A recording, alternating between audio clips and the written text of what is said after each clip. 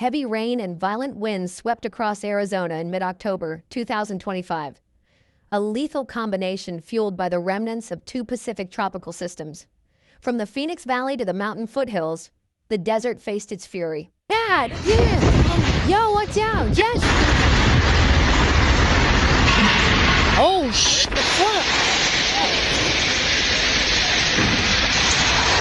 By late Monday afternoon, the East Valley sky darkened rapidly. What began as a drizzle became a wall of wind and rain, tearing through Tempe, Mesa, and Chandler with astonishing speed. Streets filled with water within minutes, trees bent under gusts, and lightning sliced the skyline as thunder echoed across neighborhoods.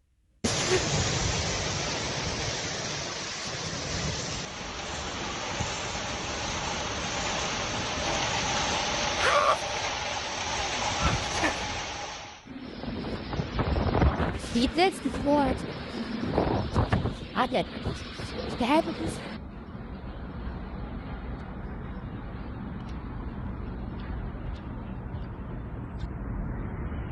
In Tempe, a deadly microburst struck with little warning. Winds over 80 miles per hour ripped roofs off buildings, overturned semi-trucks, and sent large trees crashing into homes. The storm dropped half an inch of rain in just 10 minutes. Over 550 apartment units and condos were damaged, displacing more than 130 residents. Mayor Corey Woods signed an emergency declaration to secure resources, while the American Red Cross and Maricopa County Emergency Management mobilized to assist affected families. An emergency shelter opened at the Escalante Multigenerational Center, offering blankets, food, and water. Businesses sought temporary relocation as cleanup and repairs began. The Phoenix Zoo closed for multiple days due to structural damage, fallen trees, and debris scattered across animal enclosures. Meanwhile, across the greater Phoenix area, flash flooding turned streets into rivers.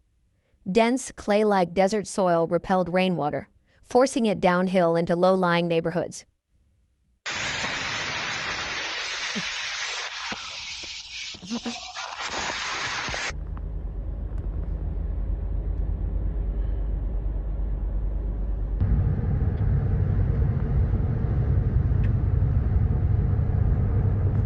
Major roadways, including U.S. Highway 60 and portions of Loop 202, were submerged. Drivers found themselves trapped as emergency crews carried out multiple rescues.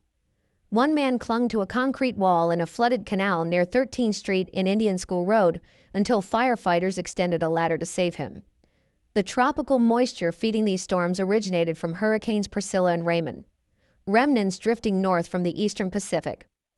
Meteorologists warned that Arizona's saturated ground, uneven terrain, and hydrophobic soil from past wildfires made flash floods particularly unpredictable. Northern counties saw steady showers, easing drought conditions, but creating new hazards along burn-scarred areas. Across Maricopa and Pinal counties, winds of 60 miles per hour and hail the size of quarters-battered communities, leaving neighborhoods unrecognizable in minutes.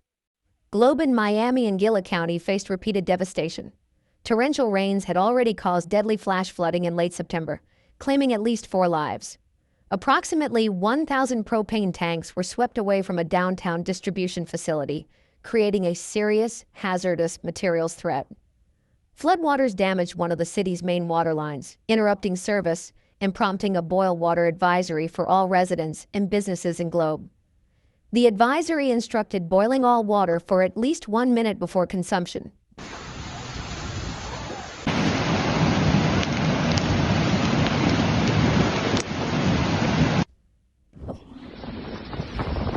Eat this before I get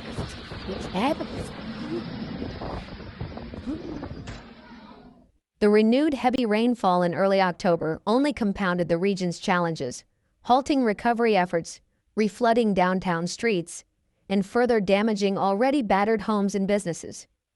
Highways became dangerous corridors. U.S. Route 60, the main east-west artery, was repeatedly closed due to flooding. Detours added hours to travel times, complicating emergency response and local commerce. In Queen Valley, rising waters from Queen Creek placed residents on evacuation alert. Emergency crews performed dramatic rescues across the state. In Buckeye, firefighters rescued a man stranded 100 feet from safety in a fast-moving torrent.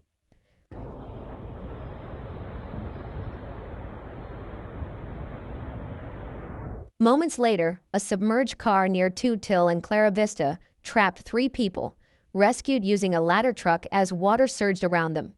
Officials issued repeated warnings. Turn around, don't drown. Phoenix itself experienced tragedy amid the chaos. On October 15th, a 2-vehicle crash at 35th Avenue and Union Hills Drive claimed 2 lives, leaving 2 others seriously injured. Emergency responders transported victims to hospitals and treated some at the scene, while investigators worked to determine the cause. Meanwhile, authorities across Arizona braced for cascading hazards.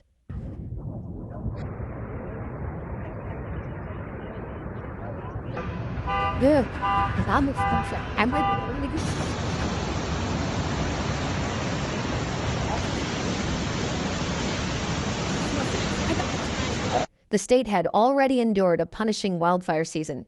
The Dragon Bravo fire on the north rim of the Grand Canyon consumed over 123,000 acres, destroying more than 70 structures, including the historic Grand Canyon Lodge.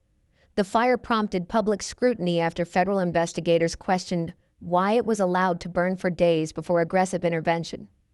Other significant fires included the Billy wildfire in Gila County and the Kirkland fire in Yavapai County.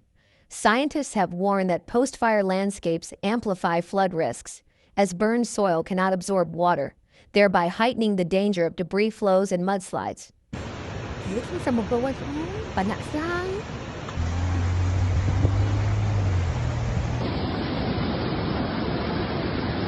The combination of wildfire, flooding, and microburst storms left Arizona at a crossroads. In Sedona and surrounding mountain towns, nearly 5,000 homes temporarily lost power. Lightning flashed relentlessly, winds toppled trees, and hail battered rooftops. Sky Harbor International Airport recorded 0.70 inches of rain in one day, smashing a record set in 1928, while other areas saw nearly an inch in minutes.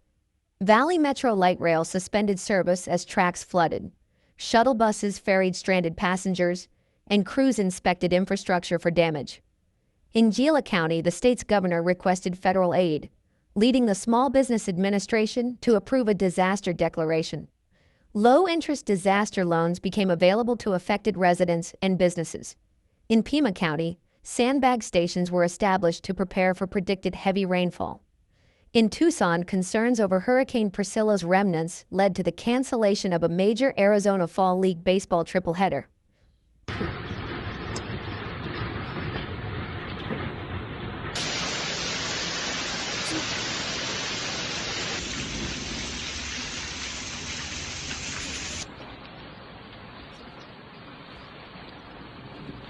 Despite the devastation, Arizona's communities displayed resilience. Volunteers aided neighbors, emergency responders performed countless rescues, and city officials worked around the clock to restore services.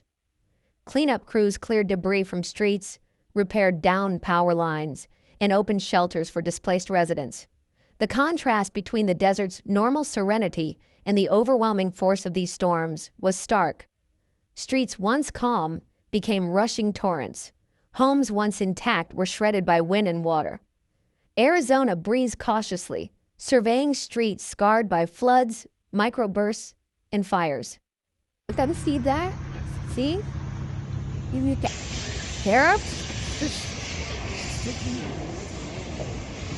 The chaos of October 2025 has passed, yet the desert whispers a warning in every fallen tree and cracked road. Calm is fleeting. Nature's power is patient and relentless.